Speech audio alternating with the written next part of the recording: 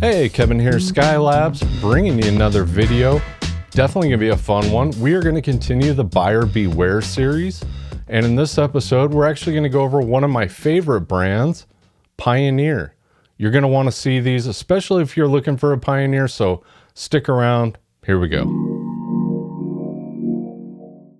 And our first Buyer Beware on the list is actually my favorite lineup from Pioneer, and that is the SX50 series.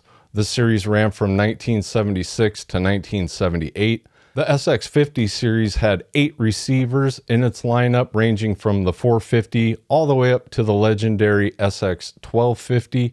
And unfortunately, it's the entry-level models that have the issue we want to talk about, and that is the power switch. The power switch in the SX450, 550, 650, 750 are not a toggle switch. It is a rotary switch that is also incorporated with the speaker selector. So they're hard to find, they're hard to replace, and almost all of them are failing at this point.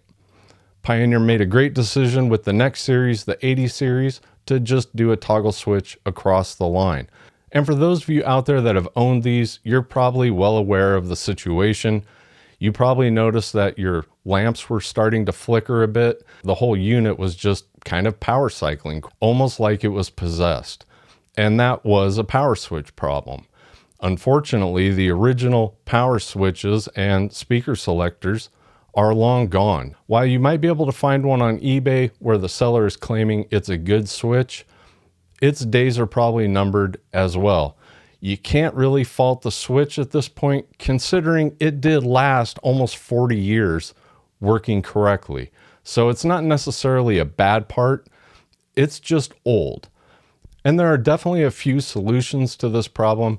You have the easiest solution, which would be to bypass the power switch and leave the unit on all the time. Another option, get a cord with an inline switch and just power cycle it that way. You could also put it on a power strip and power cycle the power strip to turn the unit off and on. But for a really fun solution, you could grab one of these inexpensive Wi-Fi on-off switches on Amazon. We'll have a link in the description for it. You can use voice control or the app in order to turn on your entry-level Pioneer from the SX series, or really any vintage stereo for that matter.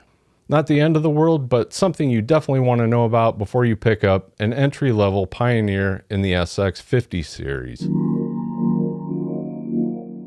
And moving on a couple years from the Pioneer SX50 series, we get into the early 80s, and I think Pioneer and the other manufacturers were wanting to kind of step up their visual game, maybe get away from the dated analog meters and come into the 80s with the hot term and topic of digital. And that's what they did. Pioneer and the other manufacturers decided to start using digital VU meters and digital displays. And since LED technology was not where it's at today, these companies chose a product called VFDs, or vacuum fluorescent displays, which actually had a gas inside of a glass tube, almost like vacuum tubes, hence vacuum. And while I think these look incredible, especially when they're really vivid and bright and blue, there are some issues with them now, and that's the unfortunate part. And Pioneer put these VFDs in almost all of their flagship items from this era, including the Pioneer CTF1250, also Pioneer's flagship reel-to-reel, one of my favorite reel-to-reels, the RT909, almost their entire receiver lineup from this era, and then even the bigger integrateds got the VU meters with the VFD display. And so the problem now we're seeing with the VFD displays really is they're starting to dim or even get cold spots where they're just not vibrant or they're kind of patchy looking. And this is only going to get worse. There's not access to new old stock VFDs at this point. Nobody's manufacturing replacements of these meters and displays. So really, you're kind of at the mercy of finding a used one and hoping it stays bright and vibrant for a long time. You could be back in the same boat as the original one in a year. You don't know. So you just want to make sure you're powering those units off when you're not using them, because they are not going to last forever. They're just going to continue to get more dim or more spotty, and that'll be the end of it. So just keep that in mind. That early 80s look isn't going to last forever.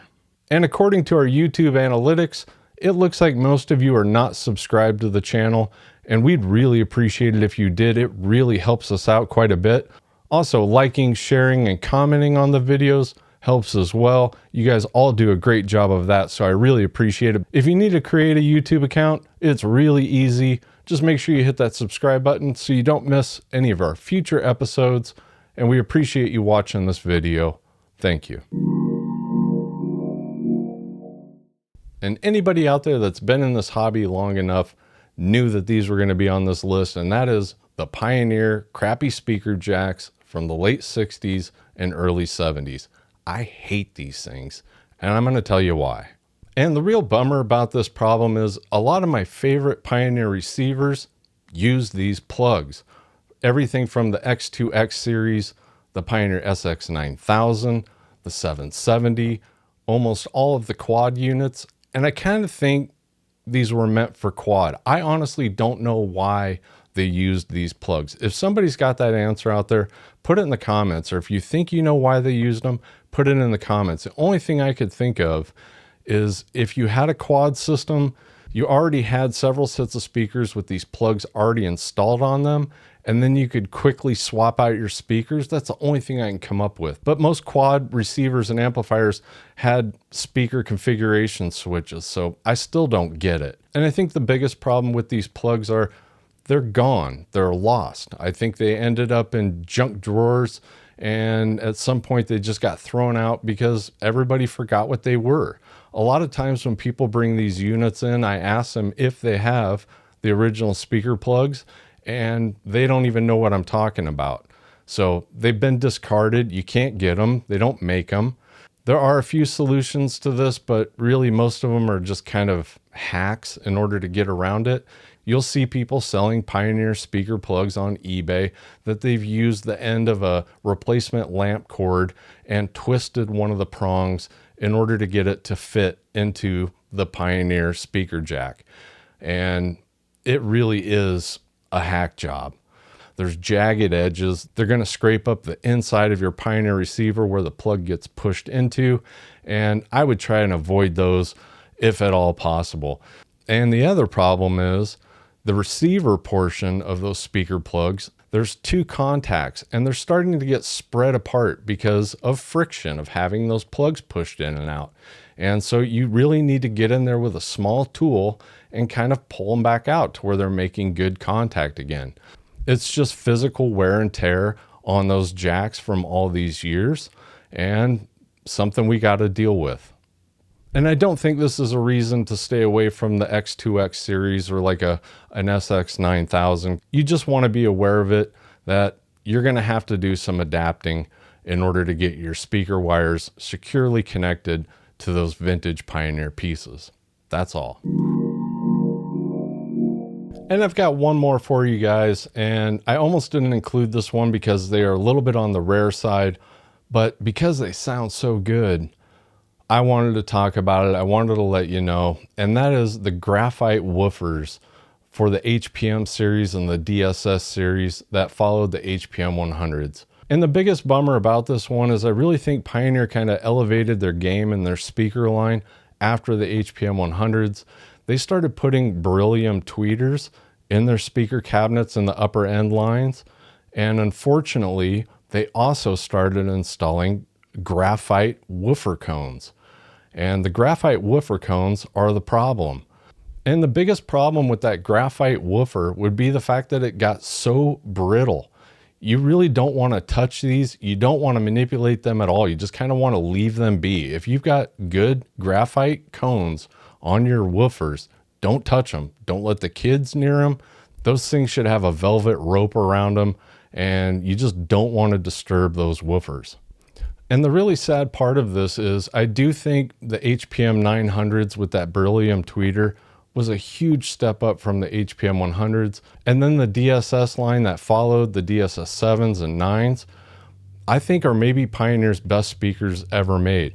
A friend of mine here in town owns both. He was nice enough to invite me over, and I am very glad I did because those speakers sound incredible.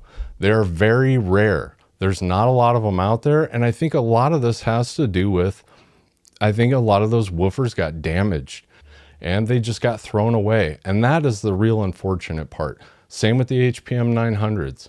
And to add to the problem of these woofers being so brittle, another problem, they also needed refoamed. The foam would rot like a lot of other speakers out there, especially from this era. Refoaming a Pioneer graphite woofer should not be your first foam job.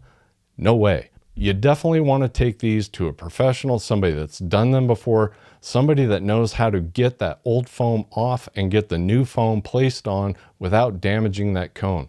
Because once you damage that cone, it's over. I actually called our good friends up at Midwest Stereo Repair in Minneapolis and asked them, why are these speakers so hard to recone and why can you not get replacements? And their reply really was, the actual size of this woofer is not a normal size, so getting a new replacement, you don't have a lot of options. Also, you can buy recone kits. They're not graphite, they're not made for that housing, and there's going to be compromises, as that speaker is never going to sound like it was originally intended with a graphite woofer cone. And for any of you out there that are looking for speaker repair, definitely check out Midwest Speaker Repair in Minneapolis. They accept your shipped in speakers. They are great people. They do all of our reconing when we do need something reconed. So can't recommend them enough. Midwest Speaker Repair in Minneapolis. And again, I want to thank everybody for watching another Skylabs video. I definitely appreciate it. We appreciate it. Head over to skylabsaudio.com/shop. Grab yourself one of our new record weights, t-shirt. Oh, t-shirt, that reminds me. Oil Capital Vinyl sent this shirt and I appreciate it. If anybody wants to send a shirt, I hate having to wear the same t-shirts over and over and over. I wear a 2XL. I like things baggy. Send it to the shop. If I think it's a cool shirt, I'm glad to wear it. I would rather wear a shirt that promotes somebody else's business, especially vinyl or stereo related, than wearing the same shirt I wear all the time. So definitely don't forget to subscribe, as we got some really good videos in the works that are going to be coming here soon. So have a great Sunday, and we'll see you next Sunday. Thanks.